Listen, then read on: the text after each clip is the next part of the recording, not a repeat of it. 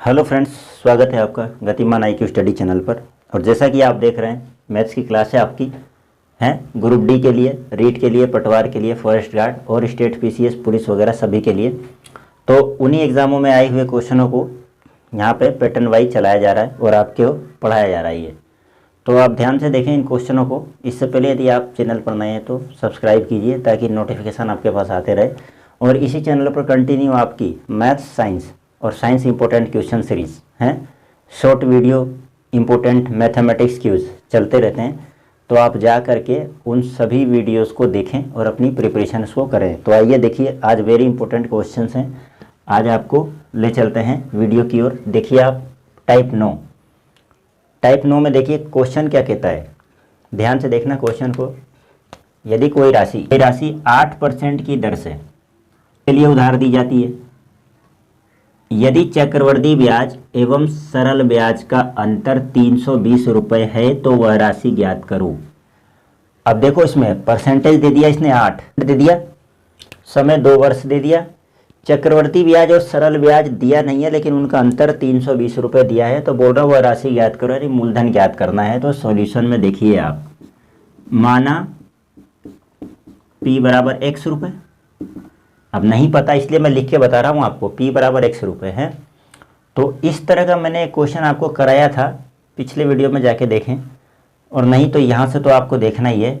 इसके लिए आपको क्या करना है, एक फॉर्मूला होता है, अंतर बराबर मूलधन गुणा दर बटा 100 का होल स्क्वायर।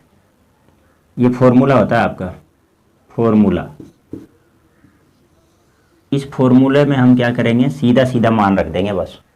आप देख रहे हो सवाल को, इस फॉर्मूले में हम सीधा सीधा मान रखेंगे यहाँ से और हमारा आंसर आ जाएगा। 20 सेकंड का क्वेश्चन है ये केवल। जब आप प्रैक्टिस में आ जाएंगे तो 20 सेकंड में चुटकियों में ऐसे सवाल होंगे आपको, चुटकियों में है। तो देखिए आप वैल्यू रखते हैं अपन, अंतर हमें दे दिया 320 रुपये, देखिए इधर, तो ये बराबर 320 रुपये है, ये 320 दे दिया है। मूलधन हमें पता नहीं है तो हमने यहाँ x मान लिया, इसीलिए मैंने लाइन लिखा था, यहाँ x मान लेंगे। इनटू दर कितना है, 8/100 का होल स्क्वायर। यही होगा ना। अब देखिए आप, 8 4 दूनी 8 और 4 से 25 बार हैं, 2/25। तो इसको देखो, 320 बराबर x गुणा, अभी देखो 2 दूनी 4, ये 4 और ये बटा स्क्वायर है ना बाहर, तो 625, 25 को 25 से गुणा करेंगे 625 हैं, ठीक है। अब ये क्या है अपना, ये 625 आ गया। अब देखो आप, लाइट आ रही है ना बराबर, बोर्ड पे दिख रहा है क्या, चल रहा है, राइट, ठीक है। देखो आप, अब क्या करेंगे हम, यहाँ बाद में सोल्व करते हैं, यहाँ करते हैं। देखिए ये x का गुणा 4 से करेंगे, ये 4x और बराबर ये क्रॉस मल्टीप्लाई हो जाएगा, बराबर है तो हैं, तो 320 गुणा 625 ये होगा आपके हैं। और फिर क्या हो जाएगा, देखिए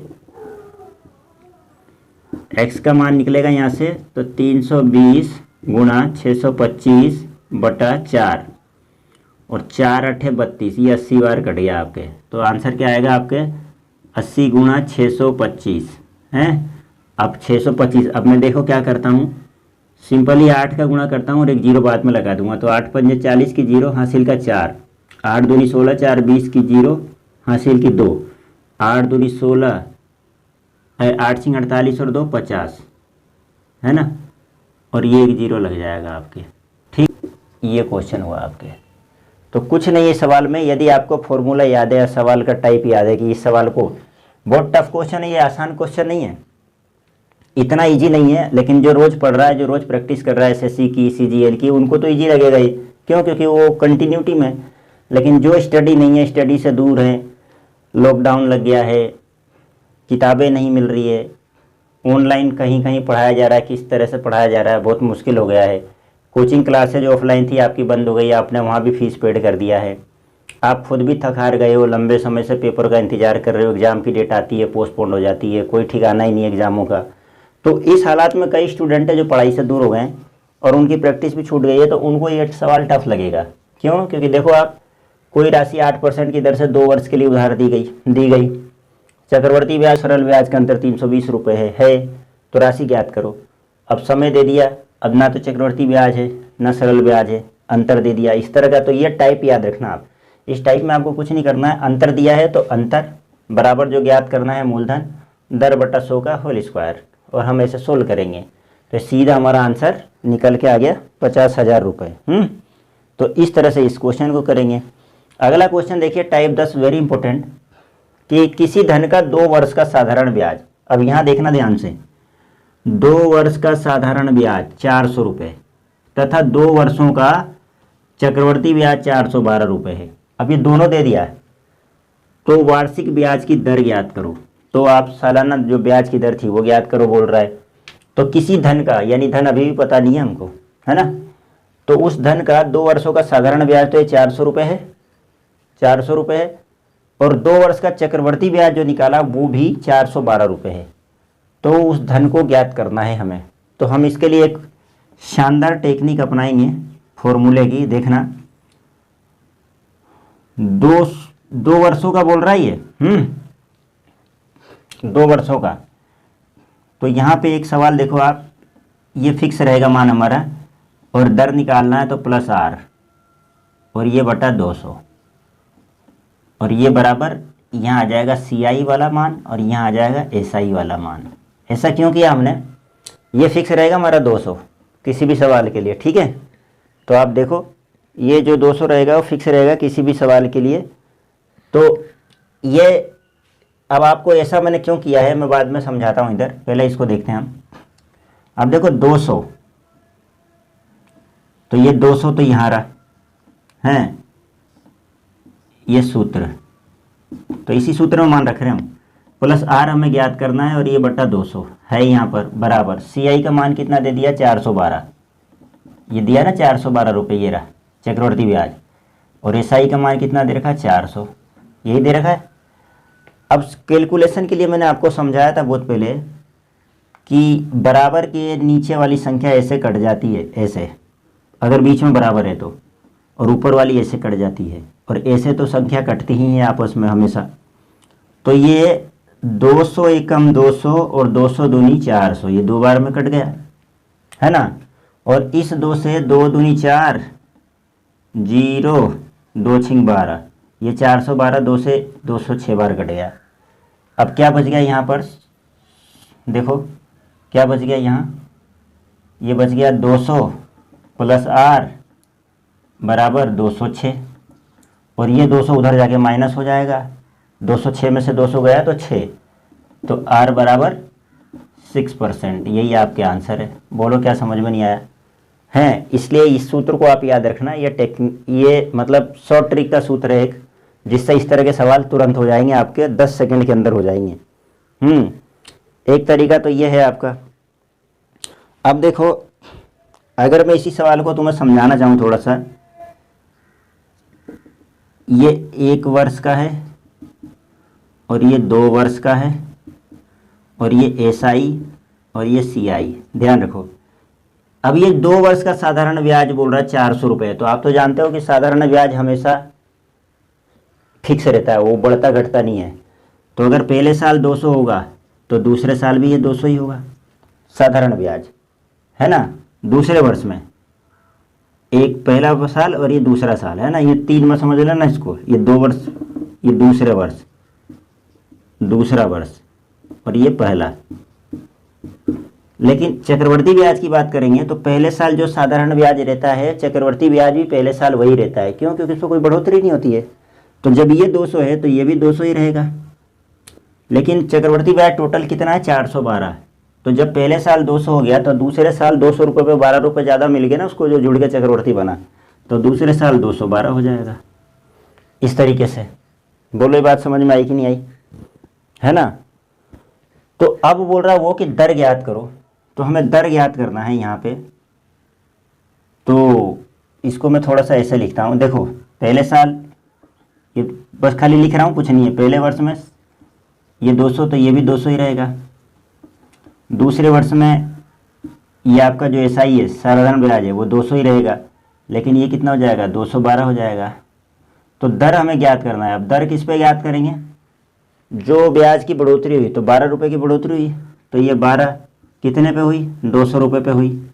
और दर के लिए, परसेंटेज के लिए 100, तो ये देखो ये दो बिंदु से 2 बिंदी और 2 छिंग 12, तो ये 6% आया कि नहीं आया आंसर। तो आप या तो ऐसे कर लो या ऐसे कर लो, आपकी जैसे इच्छा हो वैसे कर लो ना। दोनों ही मेथड शानदार है। ये सेकंड मेथड है, सेकंड मेथड, और ये फर्स्ट मेथड। कुछ नहीं करना है इसके अंदर। आपको इस तरह का सवाल जब आएगा कि 2 वर्षों का साधारण ब्याज भी आपको दे देगा और 2 ही वर्ष का चक्रवर्ती ब्याज दे देगा और ब्याज की दर पूछेगा, तो आपको कुछ नहीं करना है। 200 प्लस R इसलिए लिखना है क्योंकि जो ज़्यादा है उसे ऊपर लिख देंगे हम, और R इसमें ऐड किया है क्यों, क्योंकि ऊपर हमें चक्रवर्ती ब्याज का मान रखना है, क्योंकि R ज्ञात करना बटा 200 ये फिक्स है। CI बटा SI कर देंगे, मान रखेंगे, सोल्व करेंगे, R बराबर आंसर आ गया। सेकेंड मेथड में मैंने कुछ भी नहीं किया है, खाली यहाँ जो लिखा है उससे ही पढ़ के मैंने ये अपनी मर्जी से लिख दिया यहाँ कि किसी धन का 2 वर्ष का साधारण ब्याज। अब 2 वर्ष का साधारण ब्याज 400 है, और मैं जानता हूँ कि साधारण ब्याज हमेशा ही बराबर होता है, कभी बदलता नहीं है। वो इस साल भी वही रहेगा, अगले साल भी वही रहेगा, और उसके बाद भी वही रहेगा यदि साधारण ब्याज है तो। अब मैं यूं नहीं कि ब्याज को जोड़ के मूलधन में और उसको बना दूँ मिश्रधन और फिर उसको ऊपर ब्याज ले लूँ तो बन जाएगा चक्रवर्ती ब्याज, वो काम नहीं कर रहे हम। तो पहले साल अगर साधारण ब्याज 200 है तो दूसरे साल भी साधारण ब्याज 200 ही रहेगा। लेकिन चक्रवर्ती ब्याज की बात करें तो देखो 2 साल में साधारण ब्याज तो 400 ही रह रहा है, लेकिन चक्रवर्ती ब्याज कितना हो जा रहा है, 412। तो इसका क्या मतलब निकला कि पहले साल साधारण ब्याज 200 है तो चक्रवर्ती ब्याज पहले साल 200 ही रहेगा। क्यों, क्योंकि बढ़ेगा कहाँ से, बढ़ेगा तो दूसरे साल से, वो ब्याज पे ब्याज। तो दूसरे साल पे कितना, 12 रुपये बढ़ गया, वो जब भी 212 हो गया। अब बढ़ोतरी हुई 12 रुपये की, और कितने पे, 200 पे, तो 12 बट्टा 200। और परसेंटेज की दर निकाल रहे तो 100 से गुणा कर देंगे, सोल्व करेंगे, 6% आंसर आ गया। यही आपका सवाल हो गया। आइए चलते हैं अगले टाइप की ओर। देखिए यहाँ बहुत ही महत्वपूर्ण क्वेश्चन है। अब NTPC, ग्रुप डी और SSC को लेकर ध्यान से देखना इन क्वेश्चनों को, और ऐसे ही क्वेश्चन एग्जाम में पूछे जाते हैं, पढ़ के देख लो आप। और मैं एक ही बार में आपको यहाँ पे 3 क्वेश्चन सोल्व कराऊंगा, टाइप 11, टाइप 12 और टाइप 13। ध्यान से देखते जाना बस। अब देखो आप क्वेश्चन पढ़ते हैं। 11 टाइप, यदि एक धनराशि चक्रवर्ती ब्याज पर, एक धनराशि हमें पता नहीं है, चक्रवर्ती ब्याज पर 2 वर्ष के बाद राशि का 2.25 गुना हो जाती है। कितना, 2.25 गुना हो जाती है, तो प्रति वर्ष ब्याज की दर ज्ञात करो। है, बात आ रही है आपके समझ में, प्रति वर्ष ब्याज की दर ज्ञात करो। तो ध्यान से देखो आप। हैं, तो सबसे पहले जो चीज़ हमें मालूम नहीं है, क्या मालूम नहीं है, मूलधन। तो हम PA कर देते हैं इसको, प्रिंसिपल अमाउंट। ये हम यहाँ पे सीधे ही लिख लेते हैं ना, मूलधन, क्या दिक्कत है लिखने में हमको, मूलधन। ठीक, ये मूलधन हमने यहाँ पे। और देखो मूलधन के बाद जो 2.25 गुना हो जाएगी वो मिश्रधन होगा, मिश्रधन होगा ना, ये मिश्रधन। ठीक है। और हम इसको इस तरह से देखो। अब क्या कह रहा है, ध्यान से देखो कि 2.25 गुना हो जाएगी। तो थोड़ी देर के लिए चाहो तो मैं इसको इस तरह से ऐसे लिख देता हूँ, ये राशि ये हो जाएगी। तो माना ये हमें पता नहीं है, तो हम इसको 1 माने, 1 रुपया माने या 100 रुपया माने, 3 चीज़ हम मान सकते हैं। तो मैं मानता हूँ यहाँ पे 1 माना, मूलधन 1 है, और 2 वर्ष के बाद वो कितनी हो जा रही है, 2.25 गुना हो जा रही है। तो ये 2.25 गुना हो गई, ये बराबर। और ये पॉइंट जब मैं हटाऊंगा तो बटे में 100 हो जाएगा। क्यों, क्योंकि पॉइंट के बाद दो संख्याएं इधर, इकाई दाई, तो 2 बिंदी लग के 100 हो जाएगा। अब इसका यहाँ कुछ नहीं है तो इसका क्रॉस मल्टीप्लाई कर देंगे इस तरीके से, है ना। तो देखो ये इधर चला जाएगा वज्र गुना में, तो 100 बराबर 225 ये हो जाएगा। अब चूंकि देखो यहाँ पे T बराबर कितना दिया है, 2 वर्ष, 2 वर्ष। तो मैं एक चीज़ यहाँ लिख देता हूँ, आपको याद रहेगा, जब समय 2 वर्ष हो तो वर्गमूल करेंगे। क्या करेंगे? वर्गमूल करेंगे और समय 3 वर्ष हो तो घनमूल करेंगे। ठीक, ये याद रखना आप, NOT नोट। तो यहाँ चूंकि t बराबर 2 वर्ष है, मैंने यहाँ लिख दिया t बराबर 2 वर्ष है ना, तो दोनों तरफ दोनों पक्षों में क्या करेंगे? वर्गमूल कर देंगे हम। ये वर्गमूल 100 और ये बराबर वर्गमूल 225 है ना। अब आपने बहुत सारी जगह देखा होगा वर्गमूल के लिए चिन्ह ही काफ़ी होता है, लेकिन कहीं कहीं किताबों में यहाँ 2 लिख देते हैं ऐसे, तो कंफ्यूज मत होना आप। इसका मतलब वर्गमूल, और 3 लिख देंगे तो घनमूल, 4 लिख देंगे तो चौथा मूल, 5 लिख देंगे तो 5वां मूल, है ना। तो इससे कंफ्यूज मत होना। तो इस 100 का वर्गमूल क्या आ जाएगा बाहर निकल के? 10, और इसका क्या आ जाएगा? 15 हैं। वर्गमूल करेंगे तो मुझे याद है, मैं डायरेक्ट लिख रहा हूँ, और आप भी लिख लेना इन चीज़ों को और याद कर लेना। मैंने आपको पहले भी समझाया था, हैं, तो पहले भी मैंने आपको समझाया कि वर्गमूल और घनमूल याद कर लो। और इतना करने के बाद इन दोनों का अंतर देखो कितने का आया, डिफरेंस कितने का है, यानी अंतर कितने का है? 5 का। 15 माइनस 10 बराबर 5। तो 5 अंतर बटा किस पे है? ये 10 पर। 10 पर है ना अंतर, 10 पर।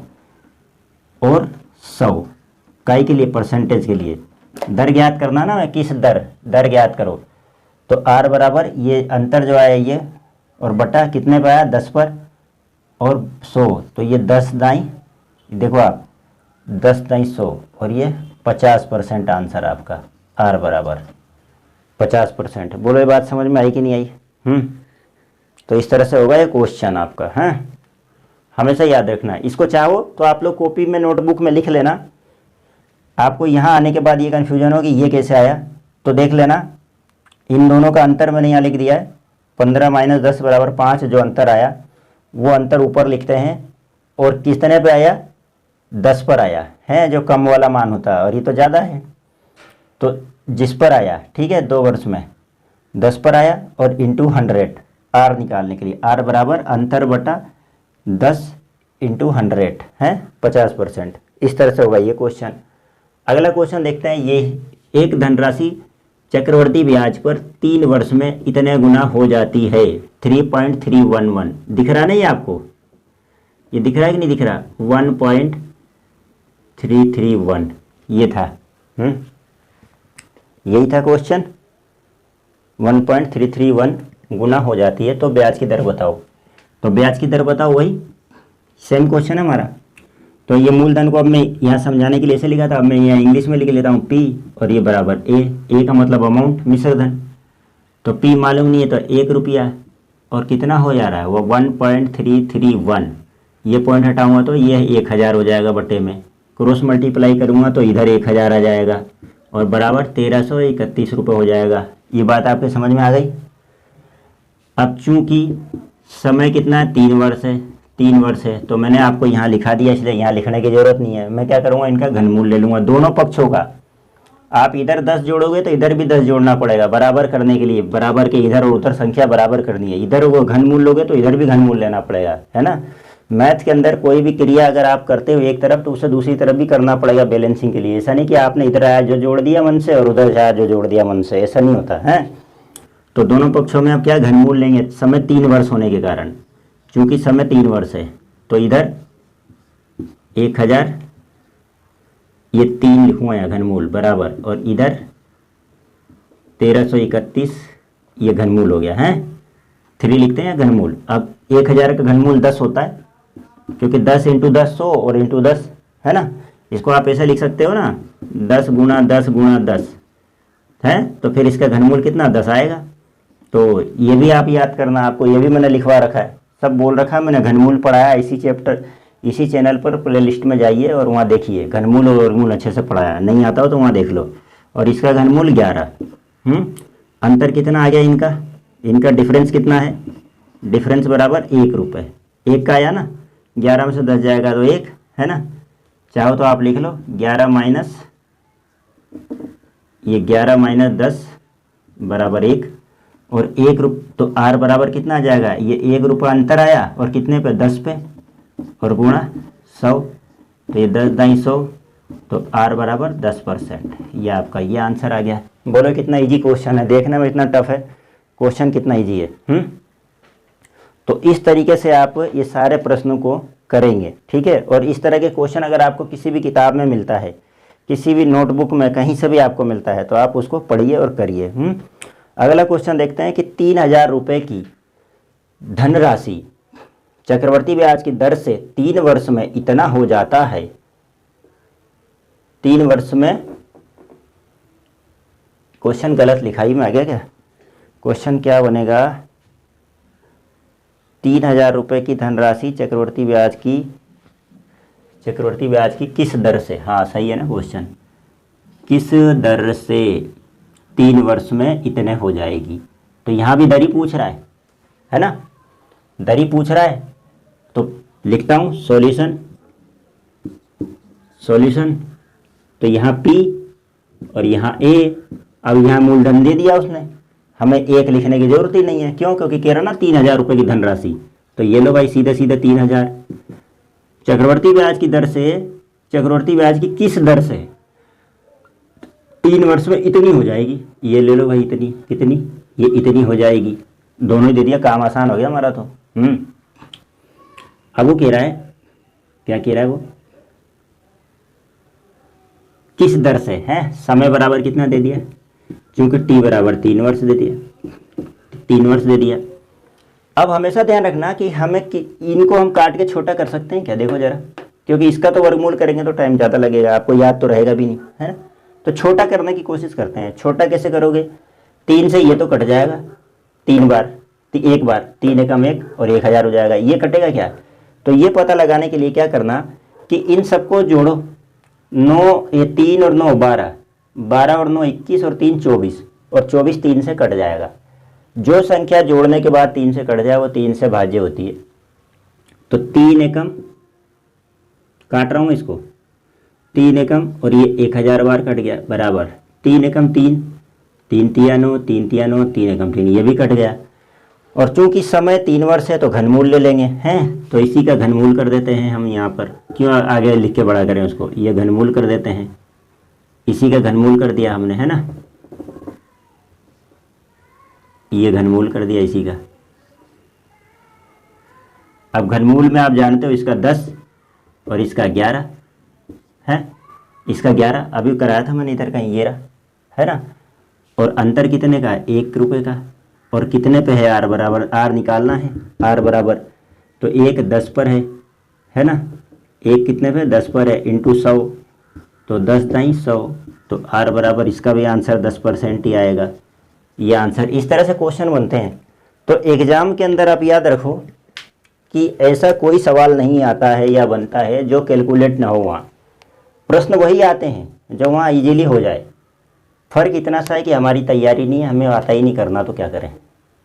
तो आप इस तरह से प्रैक्टिस करो कंटिन्यू, हैं, और इस तरह से कंटिन्यू प्रैक्टिस करते हुए, मेहनत करते हुए आप अच्छी तैयारी करें। तो इसी के साथ लगभग मैंने 13 टाइप के क्वेश्चन आपको करा दिए हैं चक्रवर्ती ब्याज के, और इतने ही कुछ या इससे ज़्यादा हो सकते हैं साधारण ब्याज के भी करा दिए हैं। तो इसी के साथ आज हमारा ये चैप्टर चक्रवर्ती ब्याज ख़त्म होता है, यहाँ एंड होता है।